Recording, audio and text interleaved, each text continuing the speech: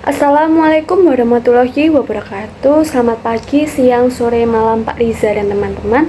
Saya Kalista Rahmawati dengan NIM 2249388PN17689 izin mempresentasikan materi mengenai dampak ENSO dan IOD terhadap perikanan.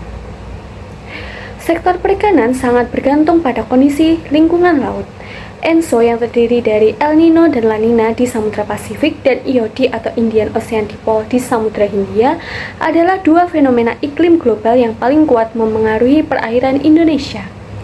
Keduanya bekerja dengan mengubah dua hal paling krusial bagi kehidupan laut, yaitu suhu permukaan laut atau SPL dan ketersediaan nutrien atau makanan ikan. Ikan, terutama tuna, adalah migrator ulung. Ikan tersebut akan mengejar perairan dengan suhu yang mereka sukai. Perubahan suhu sekecil 1 hingga 2 derajat Celcius saja bisa menggeser lokasi mereka ratusan kilometer. Kemudian, ketersediaan nutrien dipengaruhi oleh upwelling. Di mana ada upwelling, di situ ada banyak plankton. Di mana ada plankton, di situ ada ikan kecil seperti sarden atau lemuru. Di mana ada ikan kecil, di situ ada ikan besar seperti tuna atau cakalang. ENSO dan IOD adalah seperti saklar yang menyalakan atau mematikan upwelling ini. Selanjutnya yaitu El Nino dan IOD positif. El Nino di Pasifik dan IOD positif di Samudra Hindia sering terjadi bersamaan dan dampaknya saling memperkuat hingga menimbulkan fase kering.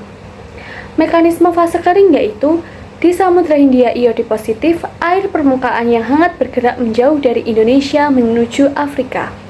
Hal tersebut menyebabkan air di pesisir barat Sumatera dan selatan Jawa menjadi lebih dingin dari biasanya. Pendinginan ini memicu upwelling yang sangat kuat. Dampak pada perikanan tangkap yaitu dampak positif bagi ikan kecil. Karena upwelling kuat, nutrien melimpah. Ini menyebabkan ledakan fitoplankton. Akibatnya, populasi ikan pelagis kecil seperti lemuru dan teri akan melimpah. Hal tersebut akan menguntungkan bagi nelayan ikan kecil terutama di lokasi seperti Selat Bali dan perairan selatan Jawa. Kemudian dampak negatif bagi ikan besar yaitu ikan pelagis besar seperti tuna sirip kuning dan cakalang tidak suka air yang terlalu dingin. Ketika upwelling membuat perairan pesisir mendingin, mereka akan bermigrasi menjauh ke tengah samudra mencari air yang lebih hangat.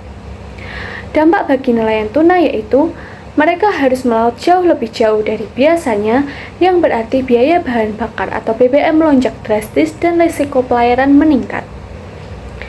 Dampak pada perikanan budidaya tambak, yaitu dampak positif bagi tambak udang atau bandeng, yaitu musim kemarau panjang sangat menguntungkan bagi tambak air payau karena salinitas atau kadar garam stabil. Karena tidak ada hujan lebat berarti ya air tambak tidak ada input berlebih oleh air tawar. Salinitas yang stabil membuat udang dan bandeng tumbuh optimal dan mengurangi stres yang memicu penyakit. Dampak negatifnya yaitu pada kolam air tawar. Ini adalah bencana bagi budidaya air tawar seperti lele, nila, dan gurami. Kekeringan menyebabkan sumber air seperti sungai atau sumur mengering yang berujung pada kematian massal ikan akibat kekurangan air dan oksigen. Selanjutnya yaitu La Nina dan IOD negatif. La Nina dan IOD negatif menyebabkan perairan di sekitar Indonesia menjadi sangat hangat dan menyebabkan fase basah. Mekanisme fase basah yaitu air hangat dikenal sebagai kolam hangat menumpuk tebal di perairan Indonesia. Lapisan air hangat ini akan menekan upwelling. Air dingin kaya nutrien tidak bisa naik ke permukaan. Curah hujan di daratan menjadi sangat tinggi. Dampak pada perikanan tangkap terutama nelayan yaitu dampak negatif karena produktivitas menurun. Karena upwelling terhenti, pasokan nutrien menurun. Produktivitas plankton menurun yang berarti sumber makanan ikan berkurang. Hasil tangkapan ikan kecil seperti lemuru biasanya menurun. Dampak negatif yang kedua yaitu cuaca ekstrim. Meskipun suhu air yang hangat mungkin menarik tuna lebih dekat ke pesisir, frekuensi badai, angin kencang, dan gelombang tinggi meningkat secara drastis. Dampak bagi nelayan yaitu nelayan tidak bisa melaut dengan aman, jumlah hari melaut menurun sehingga pendapatan nelayan juga mengalami penurunan. Sedangkan dampak jangka panjang yaitu terdapat pemutihan karang.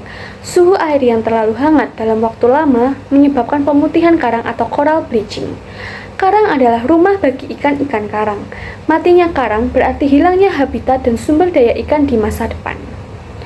Selanjutnya yaitu dampak pada perikanan budidaya tambak, yaitu ada dampak negatif atau bencana tambak. Dampak negatifnya yaitu banjir dan salinitas turun. Hujan lebat dapat menjebol tanggul tambak, menyebabkan ikan atau udang lepas ke laut atau gagal panen total. Sedangkan salinitas turun yaitu karena aliran air tawar yang masif dari daratan membuat salinitas tambak turun drastis. Perubahan mendadak ini membuat udang stres berat, rentan terserang penyakit, dan pertumbuhannya terhambat. Sekian, terima kasih. Wassalamualaikum warahmatullahi wabarakatuh.